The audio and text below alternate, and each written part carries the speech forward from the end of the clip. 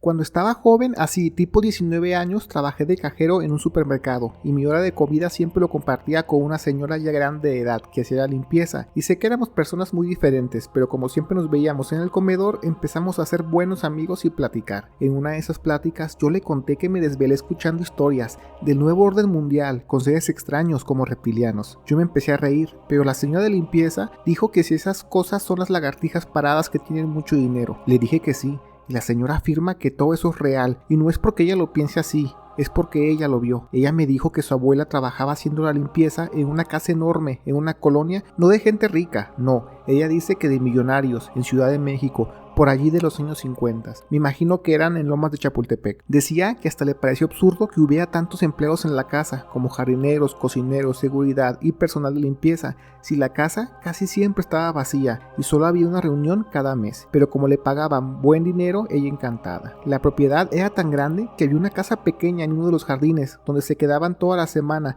solo la abuela, una cocinera y la ayudante. Los demás empleados sí tenían un horario de trabajo. En una ocasión les avisaron que tendrían una fiesta el viernes y tenían que dejar impecable la casa. Y cuando acabaron se fueron a hacer sus maletas para irse el fin de semana. Pero como llovió tan fuerte todo el día, no pudieron irse y mejor se quedaron allí. No quisieron molestar a los demás y no avisaron que se quedarían en la casa de empleados. Cuando se hizo de noche, empezó a llegar la gente a la casa y cada persona que llegaba lo hacía en carros de lujos. La abuela y las cocineras se desentendieron de la fiesta y se acostaron. Ya eran como las 2 de la mañana y empezaron a escuchar gritos y algarabía cerca del albergue. La abuela se despierta y ve que la cocinera anda viendo qué pasa por la ventana, y cuando se arrima para preguntarle qué pasaba, ella solo le tapó la boca y en silencio le apuntó la alberca, y mi abuela dice que vio a gente humana, pero como si fueran lagartijas nadando en la alberca. Había al menos 6 personas, no sabía distinguir si eran hombres o mujeres, pero sí había unos muy altos y otros muy pequeños, esos sí parecían como si fueran niños. Salían de la alberca y personas, esas sí humanas, les daban toallas y los acompañaban a la propiedad, como si fueran sus asistentes personales. La abuela al ver eso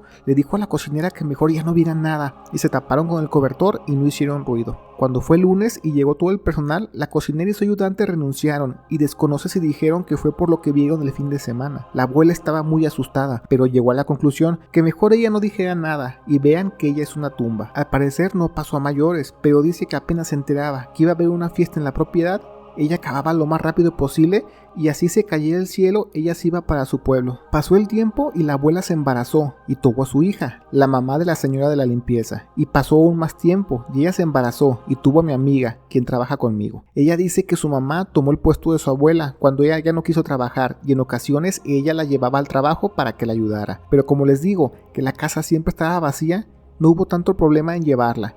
Ella dice que tendría al menos unos 13 años en ese entonces. Hubo un mes en que llegaron los dueños de la casa y solo se quedarían 4 días entre semana, y con ellos llevaban a 4 niños de unos 8 años. La mamá de mi amiga, muy apenada, les dijo que ella había traído a su hija porque no tenía con quién dejarla, pero a los dueños no les incomodó. Y hasta le dijeron que no hay problema, que pase tiempo con los demás niños. Aquí mi amiga cuenta que estuvo jugando con los niños durante 4 días. Ella les preguntaba que si todos ellos son sobrinos de los señores, y los niños decían que no, que ellos no son de aquí, que son de Tijuana, y tienen mamá y papá, pero que los señores le dieron dinero a sus papás para que los dejaran ir de vacaciones con ellos. Eso la sacó de onda, y ya mejor no quiso preguntar, y se dedicaron a jugar. Ya en el último día que estuvieron los señores y los niños, mi amiga dice que una noche tenía un dolor muy fuerte en la boca del estómago y no podía dormir. Para no despertar a su mamá, se paró a caminar en la casa para que se le bajaran, y dice que escuchó cómo los señores estaban haciendo de palabras muy fuertes. Ella por chismosa se asoma por la ventana y ve que la señora sale corriendo, y detrás de él sale, como ella describe, un hombre con apariencia de lagartija y la toma del brazo, y como si la señora apenas pesara unos kilos, la jaló sin ningún problema de regreso a la casa. Mi amiga dice que eso jamás se lo contó a su mamá. Al día siguiente ya no vio a los niños. Ella ya no quiso ir a ayudar a su mamá y mejor se fue a vivir con su tía para poder estudiar en el Estado de México. Su mamá trabajó unos años más y nunca tuvo problemas. Jamás supieron quién vivía en esa casa y quiénes eran los señores, pero lo que habían escuchado de los demás empleados que trabajaban allí decían que tenía que ver con petróleo y gas en México y en España.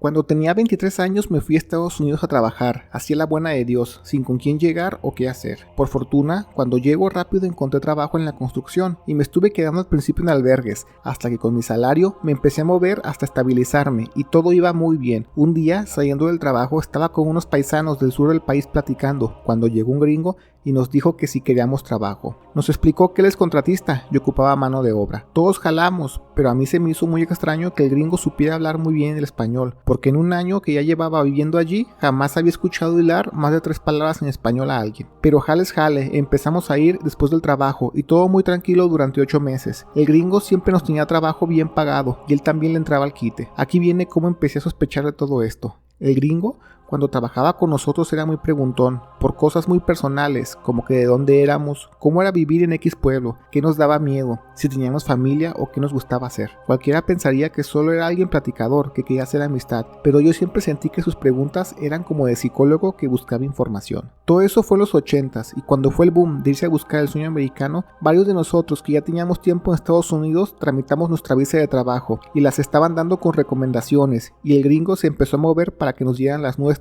y las conseguimos. Ya con eso nos dijo que ahora sí podíamos ir a California por un contrato y nosotros como sus empleados. La paga era bastante y nos fuimos 12 personas con él. Era en California, del lado desértico, y era construir una propiedad enorme, con un circuito de cuartos pequeños de una manera subterránea.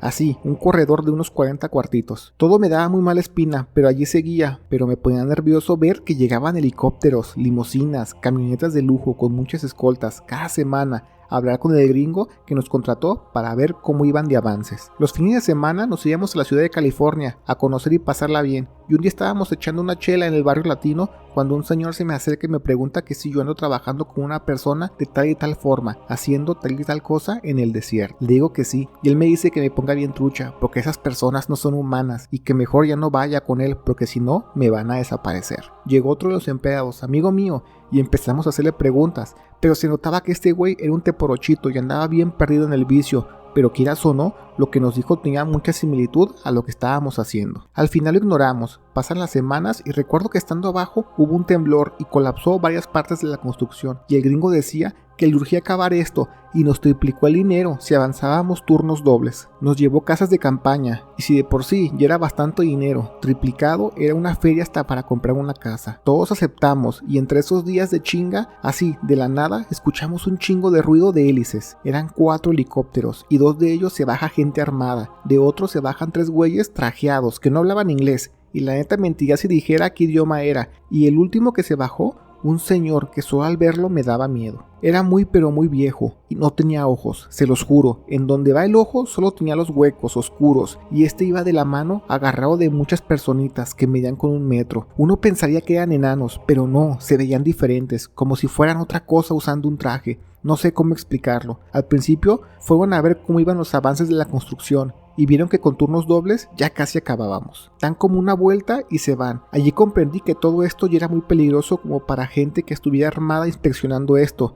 Y qué curioso que para hacerlo eran puros empleados latinos que no tenían contactos aquí y llegaron sin nada. Apenas me cayó la raya de la semana, junté mis cosas y me peleé allí. Y aunque traté de convencer a varias personas que nos fuéramos, la avaricia pudo más y desde entonces ya jamás los vi. A lo mejor son ideas mías, pero creo que estábamos haciendo como una cárcel o una mazmorra a un grupo de personas y ellos eran liderados por gente muy rica y poderosa. Hoy escucho a mi hijo hablar que los Illuminatis, los Pleiadianos, los extraterrestres son líderes del mundo y nos usan para experimentos y me da hasta escalofríos pensar que yo a lo mejor fui parte de eso. Esperemos que no y solo sean puros ricos excéntricos. México tiene las mejores historias paranormales, eso ya nos quedó claro, pero también tenemos las mejores historias de fiesta y aquí también se las contaremos. Sigue nuestra nueva cuenta, México Embriagable, y escucha las mejores historias de la peda, como solo los mexicanos sabemos hacerla. Ya hay videos en la cuenta, allá te vemos.